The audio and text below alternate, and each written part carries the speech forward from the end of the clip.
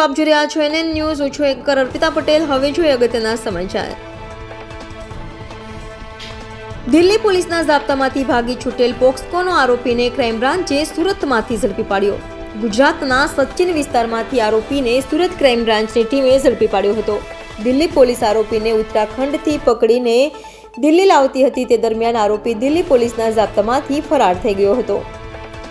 Industrial વિસ્તારમાંથી આરોપી ઝડપાયો. Surat crime બ્રાન્ચની ટીમે સુરતના સચિન ઇન્ડસ્ટ્રીયલ વિસ્તારમાંથી આરોપી રાહુલ ઉર્ફે રાહુલ ગુજર વિનોદકુમાર બંસલ ઉપાધ્યાય ઉંમર વર્ષ 20ને ઝડપી પાડ્યો હતો.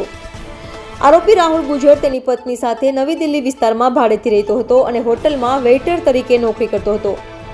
આ દરમિયાન તેના મકાનમાં ભાડેથી રહેતી બબીતા નામની મહિલા સાથે મળીને મકાન માલિકની 13 વર્ષીય પૌત્રીને નશાકારક દવા ભેળવીને મીઠાઈ ખવડાવી બેભાન કરી આરોપીએ દુષ્કર્મ આચર્યું હતું. દિલ્હી પોલીસના ઝાપટામાંથી ફરાર થયો હતો. દિલ્હી પોલીસની ટીમે આરોપીને ઉત્તરાખંડથી ઝડપી પાડ્યો હતો. પોલીસમાં પકડાઈ જતા દિલ્હી પોલીસના ઝાપટામાંથી 3 માસથી ફરાર થઈ ગયેલા આરોપીને સુરત શહેર ક્રાઇમ બ્રાન્ચની ટીમે સચિન વિસ્તારમાંથી ઝડપી પાડ્યો હતો. આરોપીને દિલ્હી પોલીસને સોંપવા તજવીજ હાથ ધરવામાં આવી છે. તેમજ આરોપી અગાઉ ઉત્તરાખંડના ઋષિકેશ પોલીસ સ્ટેશનના ઘરફોડ ચોરીના ગુનામાં દેહરાદૂન જેલમાં 2 માસ સુધી કેદમાં પણ રહી ચૂક્યો છે. રિપોર્ટર નિધિ રેશમવાળા, NN ન્યૂઝ, સુરત. દર્શક મિત્રો, NN ન્યૂઝને લાઇક, શેર, સબસ્ક્રાઇબ કરો, બેલ આઇકન પ્રેસ કરો જેથી આપને નોટિફિકેશન્સ મળતી રહે.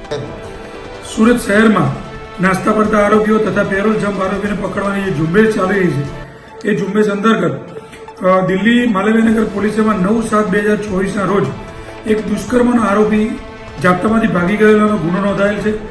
જે ગુનાની હકીકત એવી છે કે આરોપી રાહુલ ગુર્જર એ દિલ્હી વિસ્તારમાં ભાડેથી રહેતો હતો, હોટલમાં નોકરી કરતો હતો.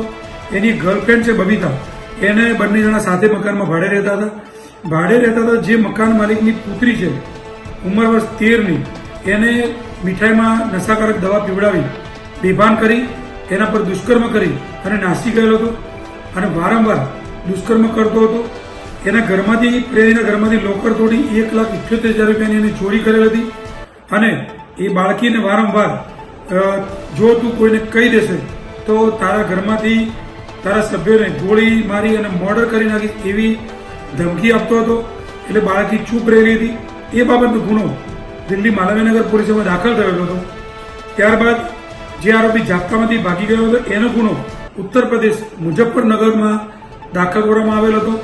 એ આરોપીની બાતમી ખાનગી રાહે મળતા કે જે આરોપી સુરત શહેરમાં સચિન ઇન્ડસ્ટ્રીયલ વિસ્તારમાં રહે છે એવી બાતમીના આધાર પર આરોપી રાહુલ ઉર્ફે રાહુલ ગુર્જર ઉંમર વર્ષ 20નાને સુરત ક્રાઇમમાં જે ઝડપી પાડેલ છે.